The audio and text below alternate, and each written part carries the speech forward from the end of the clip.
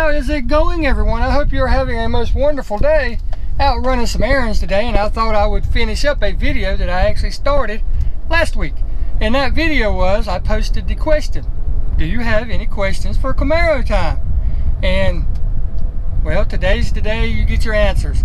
I had a lot of really good questions posted, and let's get on with it. First question up is from Fab Automotive Detailing. His question is, what was my very first car? My first car. Nothing special, Brian. Nothing special at all. It was actually a 1971 Plymouth Fury 2 4-door. Yes, a big old tank, brother. This thing would go anywhere. I mean, I was coming home from the mall one day, right? And I was going up this slight incline, which also turns into a curve and goes around. And I heard something funny. I didn't know what it was. You know, first car, teenager, you know. So I happened to see something out of the corner of my eye, and I turn and look. And there goes my back driver's side wheel passing me going up this curve. Absolutely crazy. Car never once shimmied, car never once reacted, never did anything. Car just kept on going. But needless to say, I had to pull over and get it. And the funny thing about it was, the car had hubcaps on it, so when I took the hubcap off of the wheel after getting it, chasing it down, getting it out of the ditch, the lug nuts was still in the hubcap. So I didn't lose anything. I just had to jack the car back up, put it on, and tighten them back down. How did it get like that? I don't know. It's mighty funny. All four lug nuts come off at the same time, isn't it? But anyhow, that's my first. That's my very first car, 1971 Plymouth Fury 4-door, green. Next question up is from Adrian Garcia Ruiz, and his question is what is my dream car? And I'll have to answer that with a 1969 Yenko. The Yenko is also referred to as the Yenko supercar, produced by a dealership in Pennsylvania. And the reason, and you didn't ask, but the reason that this would be my dream car, number one, they're ultra rare, they're ultra hard to get, they're ultra hard to find, especially original ones. Man, just the reason for it is it's just the top of the line, straight from the factory with warranty, straight up get up and go horsepower, get out of the way, drag car. You know, that's pretty much it. Just the how rare it is, the fact that it's a Camaro. I love Camaros, I love the body style. Now, some would say the ZL1. The ZL1 is even more rare because it's a factory, pretty much drag car, straight from the factory. And while I do love that car also, I would rather own the Yenko than I would the ZL1 for more drivability, practicalities, and all that. Because if I had the ZL1, I would never want to drive it. It's so rare and so hard to find and so expensive, I just wouldn't want to drive it. The Yenko, I would drive. Next question up is from, forgive me if I'm pronouncing this wrong, Kalen Bwanger. And their question is, Camaros or Mustangs?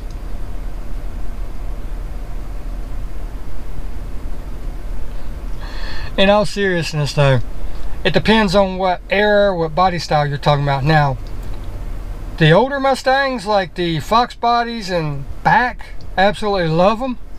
I mean, they're so easy to work on, they're so easy to mod and everything. The body style just looks really, really good. So that would really be a tough choice. Would I pick it over a Camaro? I doubt it, but it would be nice to have one in the arsenal, you know. Rather than have two Camaros, maybe have one Mustang, one Camaro. I'm not against Mustangs, I'm not against Challengers, and as you can see, there's actually one sitting right there. I'm not against them. I love them, I love all cars, but the new body style Mustangs just do absolutely nothing for me. Can't stand them, don't like anything about them, the body style, the body lines, nothing. The older ones though, love them. So that's the long answer. The short answer is Camaros. Now this next question comes from Sane Otto. And I'm going to answer this one, and I'm going to run in here real quick to Lowe's. I got to pick up some more goodies for the yard and everything, and then we'll finish this as I go to my next errand. But he wants to know, what are the top 5 mods that I have done to my Camaros? Alright, that's a good one. And I'm going to combine these 2 Camaros, okay? The MSD ignition that I did on my 4th gen really woke the car up. It cleaned up the emissions really good, because I save all my emission papers and everything, and I could tell from the moment that I put it on how much cleaner the car was running, how much better it was running and everything. The headers that I put on my 5th gen, I didn't put full length because I didn't want to have to do a tune at that time. I put on shorties, and it changed the way it sounded at startup, and it actually changed the way that it pulled through the RPM range and everything. So that would be the second one. The third one, I did the both, which was the strut tower brace. People say there's no gain from it because you know you're not going to be pushing the car to the limits, but I'll disagree with that, especially on the 4th gen. From the second that I put it on and drove it, you could tell how much tighter the overall ride was, the experience. When you go around curves, when you go around turns, the body didn't want to roll, it didn't have as much give to it, and it felt tighter, for lack of a better term. So that would be that. And also, and number 4, which I've done to both of them also, is the cold air intakes. People again swear that they don't do anything, and they're correct to a certain point. They do produce horsepower, but only at the very, very high end RPM range. In other words, up next to red line. So as far as that, it really does nothing better to it. But in a roundabout way, it keeps the cold air, it keeps the air temps going into the throttle body cooler if you get a good quality one. And it also changes the way the engine sounds when you first hit the throttle all the way out the exhaust. You really can tell a difference in the way the car sounds and responds. It'll make the throttle just a little bit crisper. And number 5 will be something that I haven't done yet. I have it, but I have not put it on yet, and I'll go ahead and tell you what it is, because you don't know what it looks like. But it's actually a set of wheels that I have purchased for my 4th gen. I have them. I have 2 of the tires. I have 2 more tires I got to get, and they'll be here within a couple weeks, and then I'll have them put on, and you'll see them then.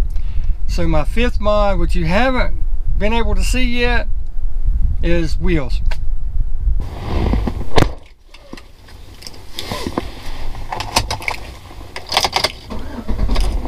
Whew, it's another hot one, guys. 94 degrees. It's another hot one. But let's get back on with the list. Next question up is from Johnny Pro, and his question is one that I've really never gave much thought to, and that is, if I could meet one YouTuber, who would that be that I haven't already met? Long answer is I would like to meet, or short answer is, I'm sorry, I would like to meet each and every one of my subscribers, my supporters, just to personally tell them thank you, to get to know them more individually, to be able to say hi in person, you know. Sure, the YouTube thing is great and all that, but until you actually get to meet somebody, grab their hand and shake it, you know, or like if it's a female, you know, get to look them in the eyes, you really don't truly know what that person is like, you know. You can assume all kind of things, but you just really do not know. And I'm not one of those guys that's got to meet all the stars. Tom Cruise is in town, so the president's in town, so the Pope is in town. Good for him, right on. I'm not going. I just never have been one of those type of people.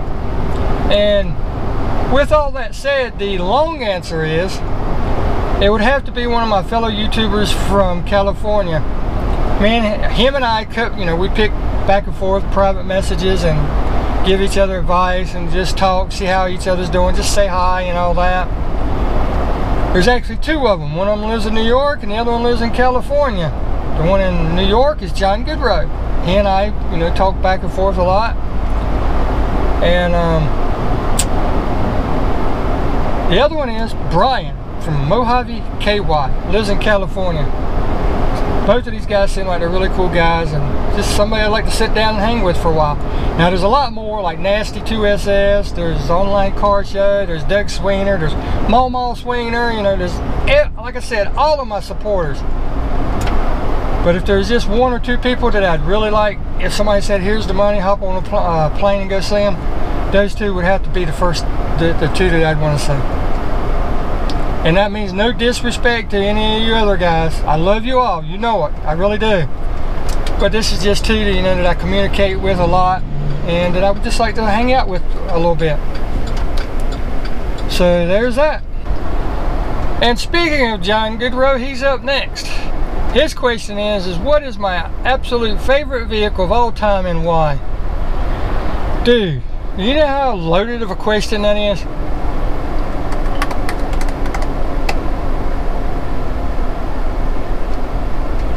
My absolute favorite vehicle of all time would have to be the Smokey and the Bandit Trans Am from the first movie.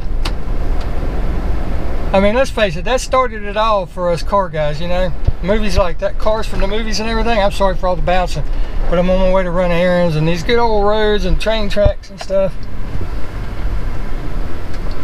But that would be it, the Smokey and the Bandit car. Now, yes, I like the Challenger from Vanishing Point and all that stuff, and I like the Cobras, you know, like from Carroll Shelby days and all that stuff. Yes, they're all great and everything. But as far as being my favorite car, it would have to be the Smokey and the Bandit Trans Am. Yeah, that's it. Smokey and the Bandit Trans Am, my all-time favorite. And why? Let's face it, you know, these cars come up as we were kids, and you know, everybody wanted to be Burt Reynolds, flying around, you know, the countryside, out running Johnny Law and everything, jumping bridges that ain't there, and jumping ponds and creeks and burnouts and raising all kind of cane. Who wouldn't want to do it, you know? But with that said, Smokey and the Bandit Trans Am. Next question up is from Sean over at Novitas Customs, and he wants to know if I could build my ultimate Camaro out of any parts, what would it be and why?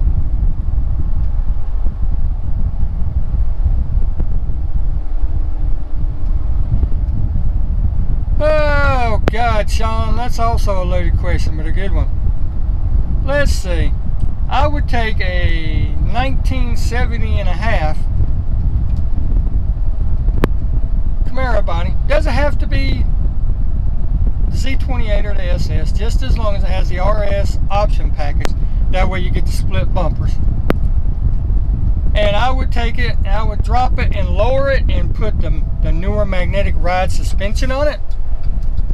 And then I would take the ZL1 engine out of like the 2013 to 2014 model and put in it. The reason I choose this body style is that body style just screams pro touring or road racing, you know? It's not like any of the other Camaros. It's not even like my Z28 or my SS. That body style, especially when you slam it down a little bit, oh, it just screams, let's go have some fun, you know? And then with the magnetic ride suspension of today's cars, it would just make it handle like a Ferrari. And then of course, if I put the ZL1 engine in it, couldn't nothing touch it.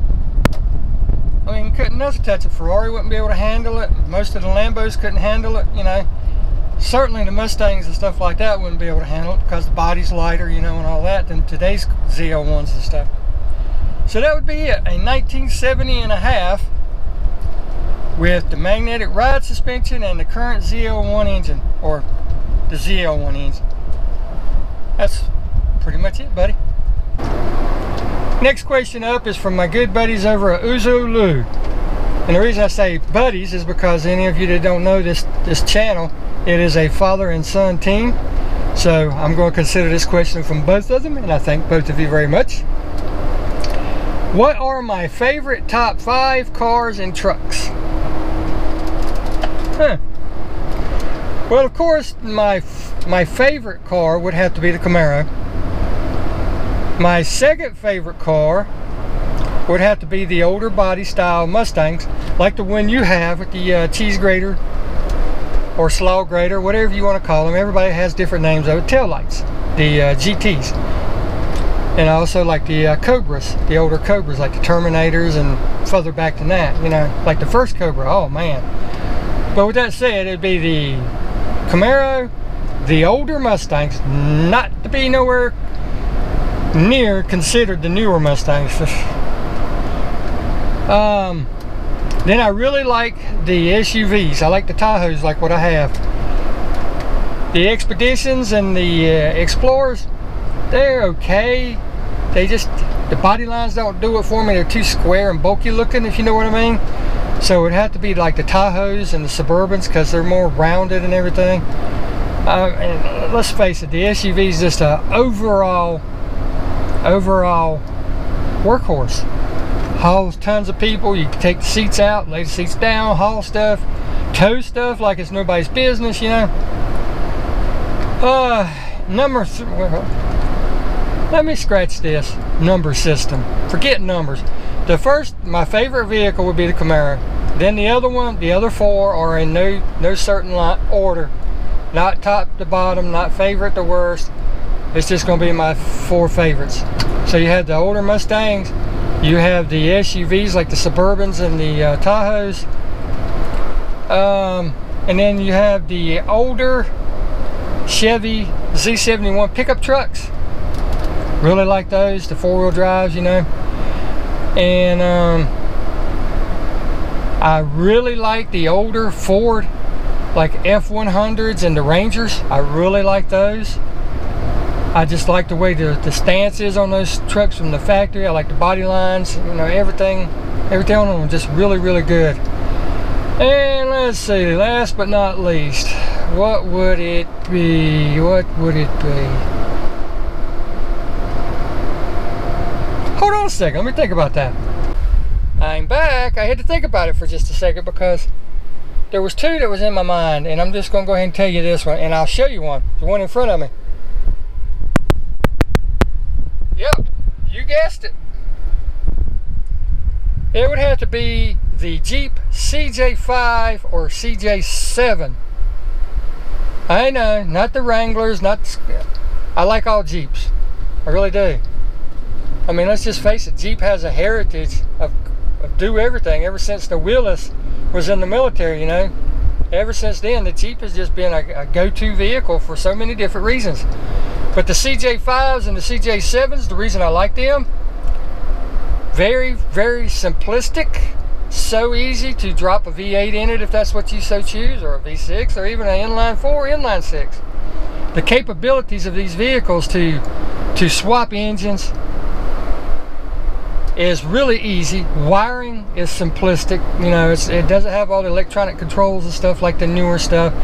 They will go absolutely anywhere. They're built like freaking tanks, and they're just fun. You know, take the top off, throw it in the back, and go cruising in the gorgeous weather like we've got today. You know, so much fun. So why wouldn't that be one of my favorite vehicles? But yeah, Jeep CJ5, CJ7. Next question is from Ian Y.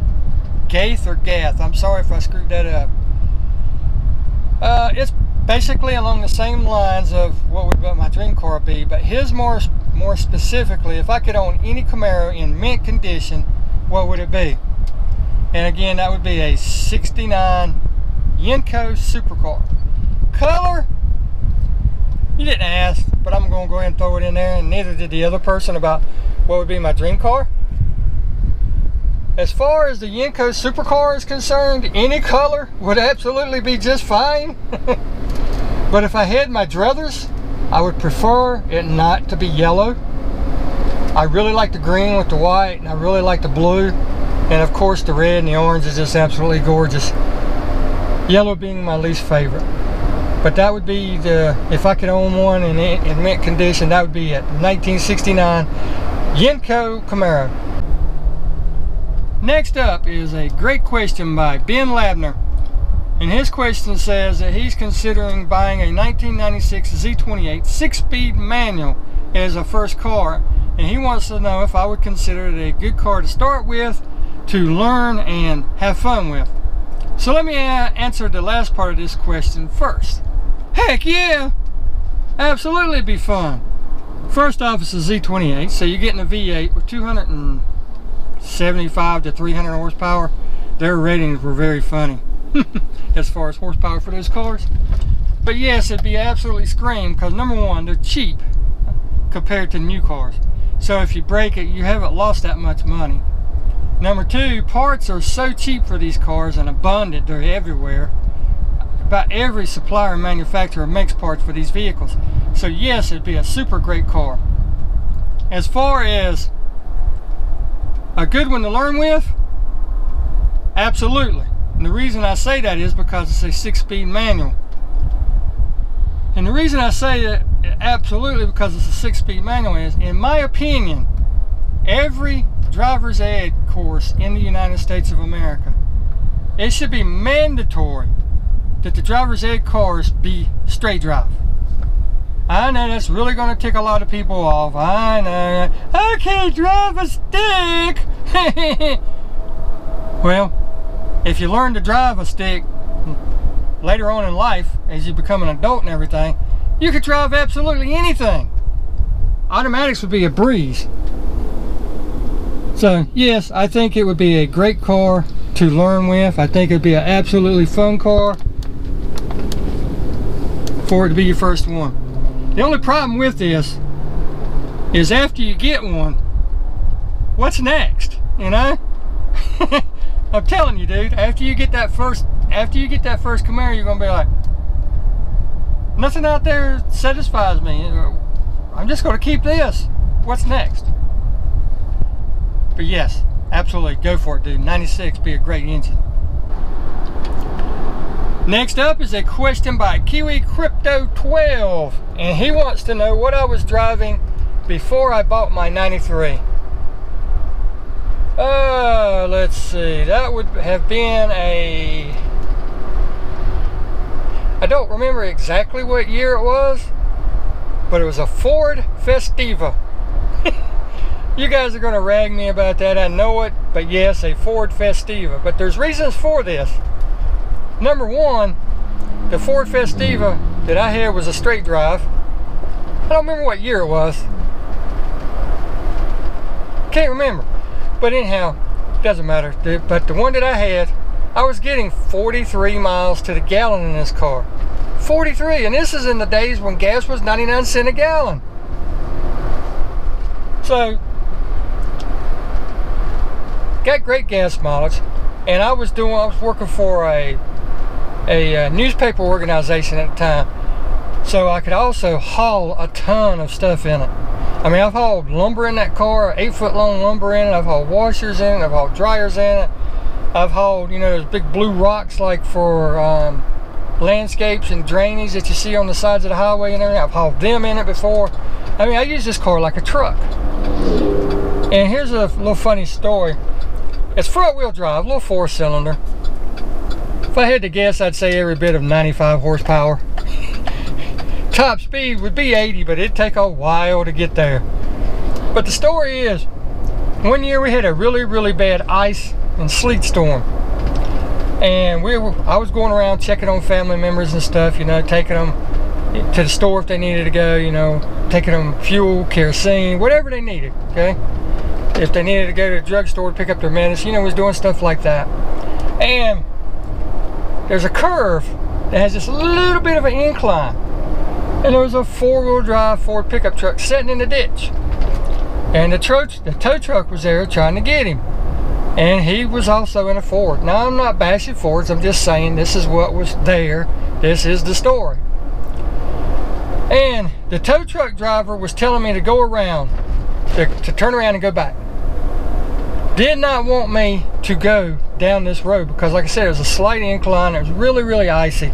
He was actually being pulled off of the road as he was trying to get the truck out of the ditch. So I'm sitting there, I'm looking, there's nowhere to turn around. This is the great thing about the front wheel drive cars. They love snow and ice. Love it. So I put it in first, eased on the gas, you know. I didn't floorboard it or anything. Went right around him. I even stopped and asked him if he wanted me to help pull him out. These little cars would go absolutely anywhere. I still wish I had, if I could find a new one. Oh, but I know you guys are gonna rag me about that, but that's okay. And the second part of his question is, what was it like when I went from the 93 to the 12?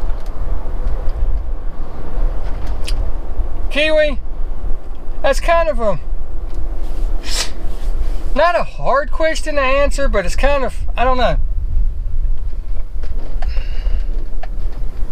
All right, my 93, okay, here we go. I love both cars for different reasons. The 93 has all the amenities you could ask for. It's got the rear defroster, it's got the automatic 4-speed, it's got plenty of power, it's got plenty of get up and go. It's low to the ground, it handles like what it is, it handles like a sports car. The 2012 is a totally different beast. Yeah, it's got 423 horsepower. So the car's so heavy, you have to have that much horsepower. And that's why I always say that the car manufacturers don't just come up with these engines overnight. They already have them, but they can't put them in like cars for the sole reason of they'd be too, insurance companies wouldn't want to insure them. So the weight, horsepower displacement has to be within a certain range. But with that said, it's a totally different body style. It doesn't sit down as low. You don't have the sports car feeling like I do in my 93. And it's got leather, it's got sunroof, it's got the heated seats, it's got the heated mirrors. I mean, it's got everything a luxury car would have with the performance. So going from one to the other, the ride is about the same. Both of them are pretty stiff suspensions, so the ride's about the same. The horsepower to weight distribution is pretty much the same. The horsepower to cylinder ratio is within 5 to 7, I think it is, per cylinder. And it's not a big difference in the seat of the pants. It's just a totally different feeling, I guess I would have to say. Going from one to the other is kind of like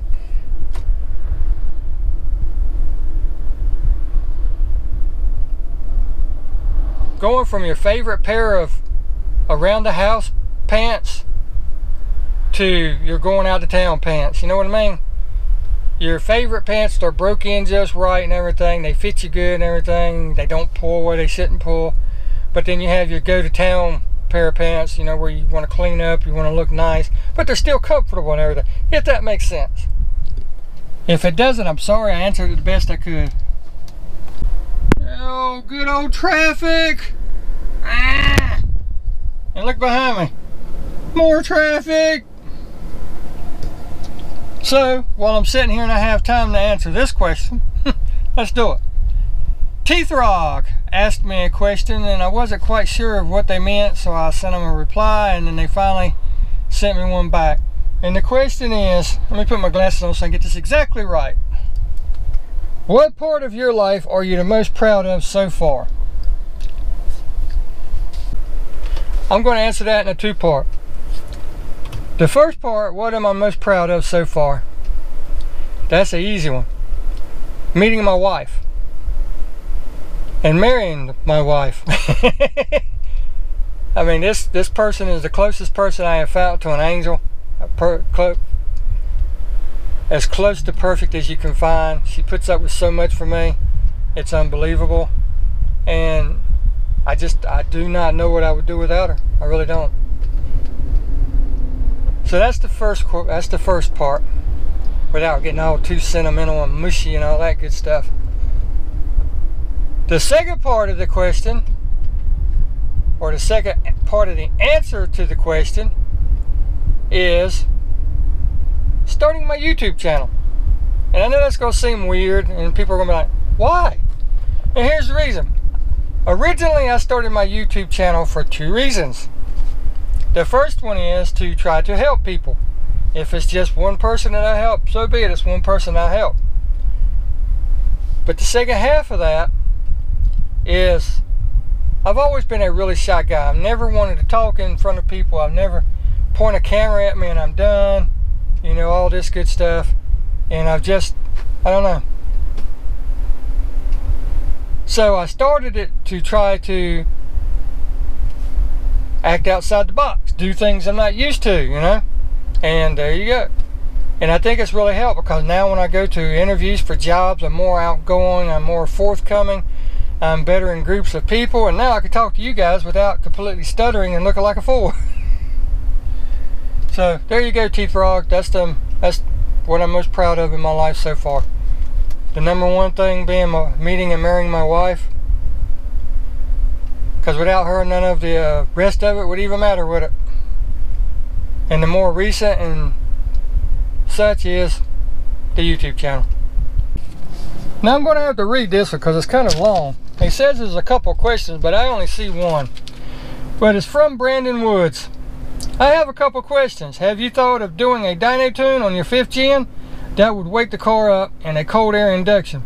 Also, Vitesse throttle controller. Would love for you to do a video on all these items. Well, let me get to the answer on that one. Yes, I've thought about doing a dyno tune, and that is coming. It really is. There's a couple other things that I really want to get before I do it, because I'm thinking about doing the Dyno Steve route, because you buy the progressive controller from him. I mean, not the controller, but the programmer from him. You upload your tune, you send it to him, and he sends you back a tune for those mods that you have. The problem with dyno tunes is, you take it, you spend a couple $100. They tune it for the mods that you have at that time. If you do anything after that fact, well, then you have to take it back and get it tuned again. Some places, since you got the first tune done with them, will give you a discount. Some places won't. So that's why I haven't done it yet, because number one, I don't have all the mods that I want to put on it, and number two, I don't want to continuously throw money after bad, you know. And that's pretty much that. I already have a cold air intake, but I know what you're talking about. You're talking about the cold air inductions air intake. And I just really do not see the need to spend that kind of money for a cold air intake. Yes, it seals it off, but it still gets to heat the air from the same place as the one that I have. All your current cold air intakes have the box that has the rubber seal that seals it against the bottom of the hood. So having the lid on it and completely sealing it doesn't really give you that much more of a gain. And if you look at everybody's responses and stuff about cold air intakes anyway, they're all a waste, right? So why am I going to spend $200 more just to get a lid for my box? Doesn't make sense. So that's why I don't have that particular one, but I do have a cold air intake. And the last one, the Vitesse throttle controller, I'm kind of mixed on that. When I first learned about them, I wanted one, because all it does is it changes the signal that goes from your foot pedal to the throttle body. That's all it's doing, is it's changing the signal in between, which makes the throttle body more responsive to how much you push. Some people have complained about them throwing the check engine lights and everything, and unless you have the your own diagnostic tool, you can't get rid of that check engine light unless you are constantly unplugging your battery, which I don't want to do. Some people really like them, some people really hate them. I'm kind of on the fence about it. Will I ever have one? More than likely. I'll find one at a good, really good deal, and I'll get one. But it's just not something I'm personally interested in. If you want to send me one, by all means, I'll put it on there and do a video. Heck yeah. But that's what's going on. Yes, I'm going to do the dyno tune. When I do it, I will do a video. I already have a cold air intake, and I don't see the need for wasting $200 to $250 extra just to get a lid for the box when it's sealed against the hood anyway. And lastly, I'm not really into the Vitesse throttle controller. But if you want to send me one, by all means, go ahead, and I will put it on there, and I'll do as many videos as you want. But thank you for the question. Oh yes, pulling back in at home after running a bunch of errands and answering a bunch of questions. I still have a couple more, but just look, sitting right there. This is better than the Let's Make a Deal. Look at that. Cover number 1, cover number 2. Which one you gonna choose? All right, getting down to the last few questions. If you didn't get yours in, a little late, sorry. Nah, in all seriousness, we'll do this again, I promise. But the next question up is from Mojave KY. And his question is, it looks like when I buy a car, I keep it for a while. What makes me sell or trade a car? And that's kind of going to be a long answer. I'll try to shorten it up. When I buy a vehicle, I've already researched it. I know pretty much everything about it that I need to know. I know if I like it, I know if I don't. I'm not going to go buy a vehicle just to buy a vehicle. It's going to be one that I really want. And so what I do is work for it. I pay for it. I drive it. Yeah, this is going to sound funny, especially to you females, but bond with it. You guys know what I mean. You sit there and you plan and dream on what parts you're going to buy for it next, what you're going to install, what you're going to do. So yeah, we bond with our cars, believe it or not. And after all that, it becomes a family member, you know. And I have a pretty good fleet of cars. I have my 2 fun cars, you know, the 2 Camaros. I really need to get rid of one of those and let the wife get her one that she really likes. But right now we got one to pay for, and we don't want another payment. But we typically, I don't know. I have my fun cars, like I said, and then we have the Tahoe. The Tahoe does absolutely everything that we need. It's our daily driver. It hauls us around. It hauls other people around. We have plenty of room to go on trips, and it tows like nobody's business. And the only reason we have that one is because the wife's Explorer Sport Track broke. The engine in it let go. It's got the dual overhead engine in it, so it's got 3 timing chains. Yeah, 3. And one of the timing chains is actually on the back driver's side of the block. And the only reason we got rid of it was because it's going to cost more to fix it than it was worth. And we still thought about doing it because of sentimental value, but you can't let sentimental get in the way, right? And so we decided to get rid of it. I could have made a lot more parting it out, but it would have hurt seeing my wife's face every time I sold another part off of it. You know, somebody wants the brand new tires with the wheels, well, now it's going to be on blocks sitting there in the yard. Then somebody wants the tonneau cover, and now it's just a frame sitting there, you know. So rather than having to go through all that and see her look, which would be very disappointing, I decided just to sell the whole thing. And I got a good price for it. I didn't get exactly what I was asking for it, but I knew I wouldn't anyway.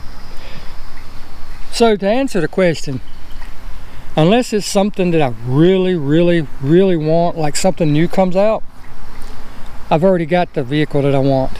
And I'm sorry for moving around a lot. Damn gnats out here. But we already have the vehicles that we really want. You know, there's nothing out there that we want anymore, you know. And until that time comes, I'll keep the ones I got. And if it comes down to it and I don't have enough money to pay for it or pay cash for a good down payment, well then we might consider trading one in. Like if I ever decided to get a pickup truck, the Camaros wouldn't go anywhere. The Tahoe would go, you know. It would have to be a very, very special car for me to get rid of one of my Camaros, or both of them. Now, if it come down to something really, really special, I would trade both of them in, you know, no problem. But I do tend to keep them for a while because I'm paying good money for them. I'm working hard for the money to pay for them. And why continue to keep throwing money out the window, right? So that's the reason why. I already have what I really, really want, and there's no need. Next up is a few questions from good old Bottle Caps. And the first one he has is, do we use Miracle Grow in our garden? Short answer is no. Think about it. Anything that you put in the ground and then you stick your vegetable plants in is going to go in your body. Do you really want all those fertilizers and stuff to go in your body? Long answer is, when we start something from seed in the greenhouse, we will use Miracle Grow planting mix to get it started. That way it has all the fertilizer and nutrients and stuff it needs to get it started and help it through the first couple months of life. After that, it's strictly organic. Next question is, would I burst into flames if I walked onto a Ford parking lot? In other words, if I went onto a Ford dealership lot, would I internally combust, just blow up and burst into flames? No, Caps, I wouldn't.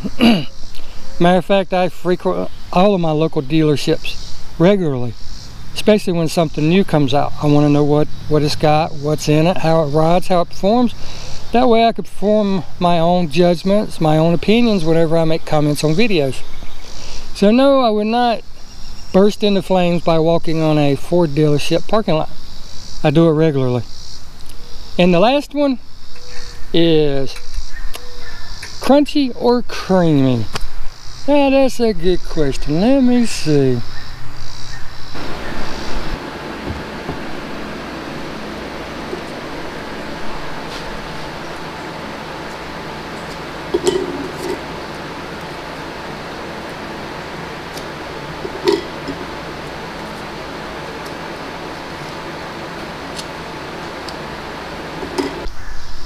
And there you go, guys and gals.